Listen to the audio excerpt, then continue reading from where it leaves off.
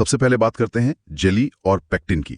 परीक्षा में एक सवाल था कि एक अच्छी जेली बनाने के लिए पेक्टिन का सही परसेंट क्या होना चाहिए। जवाब है 0.5 से 1.0% के बीच। अब ये पेक्टिन आखिर है क्या चीज़? ये फलों और सब्जियों की कोशिका भित्ति सेल वॉल में पाया जाने वाला एक तरह का स्टार्च है, मतलब पॉलीसेकेराइड स्टार्च, जिसे खाने की चीज़ों को गाढ़ा करने के लिए एक थिकनर के तौर पर इस्तेमाल किया जाता है। और ये मात्रा इतनी ज़रूरी क्यों है? देखिए, अगर पेक्टिन 0.5% से कम हुआ तो जेली ठीक से जमेगी नहीं, और अगर 1.0% से ज़्यादा हो गया तो बहुत सख्त, मतलब हार्ड एंड टफ हो जाएगी। जाहिर है, जेली में पेक्टिन के अलावा चीनी, शुगर होती है करीब 60-65%, फलों का एसिड, फ्रूट एसिड करीब 1% और पानी, वाटर 33-38%। तो पेक्टिन का ये जो संतुलन है, ये जेली के लिए बेहद अहम है। अच्छा, अब आते हैं भारत के अपने स्वदेशी फल पर। पूछा गया था कि कौन सा फल भारत का मूल निवासी है, इंडिजीनियस। सही जवाब है बेर, जिसे इंडियन जुजुबी भी कहते हैं। साइंटिफिक नाम है ज़ाइज़िफ मॉरिशाना। बेर में देखिए, विटामिन सी, ए और बी कॉम्प्लेक्स काफी होता है।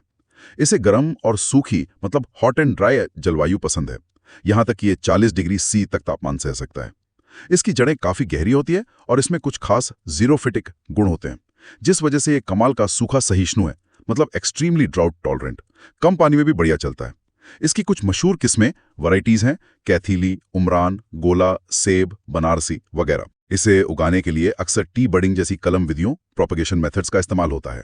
हालांकि इसमें फ्रूट फ्लाई जैसे कीट लग सकते हैं और पाउडरी मिल्ड्यू जैसी बीमारी, डिजीज का खतरा रहता है, जो काफी खतरनाक है।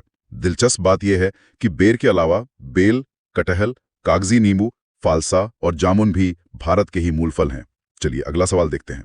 एक खास किस्म कल्टीवेर पर था, शुगर बेबी किसकी किस्म है? यह तरबूज वाटरमेलन की एक जानी मानी किस्म है। साइंटिफिक नाम है सिट्रुलस लेनाटस। शुगर बेबी की खासियत है इसका मीठा स्वाद, गुलाबी गोदा और गहरे रंग का मोटा छिलका। इसका आकार भी काफी छोटा होता है, इतना कि इसे आइस बॉक्स तरबूज भी कहते हैं। फ्रिज में आसानी से आ जाता है। ये जल्दी तैयार होने वाली किस्मों, अर्ली सीजन वैरायटी में से है। करीब 75 दिनों में फसल तैयार।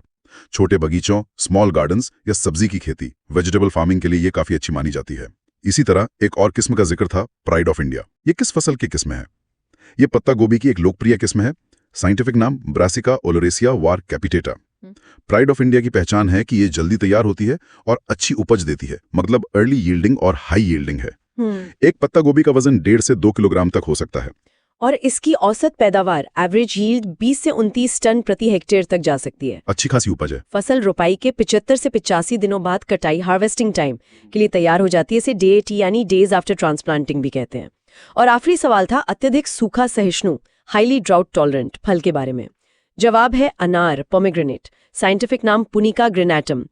अनार वैसे तो एक झाड़ी है, एक श्रब है, पर इसे छोटे पेड़ की तरह भी उगाया जा सकता है। ये सूखा सह लेता है, लेकिन हाँ, नियमित सिंचाई, रेगुलर इरिगेशन से पैदावार बेहतर होती है। इसे अक्सर शुष्क, एरिड और अर्ध शुष्क, सेमी एरिड इलाकों में उगाया जाता है। कमाल की बात है कि इसे हफ्ते में बस एक बार पानी देना, मतलब require water 1 time a week, भी काफी हो सकता है। बेर के अलावा ड्रैगन फ्रूट, अंगूर और अंजीर भी सूखा सहिष्णु फलों के अच्छे उदाहरण हैं। Unbelievable but true. 22,000 MCQs from 200 plus agri exams, perfectly sorted into 154 topics.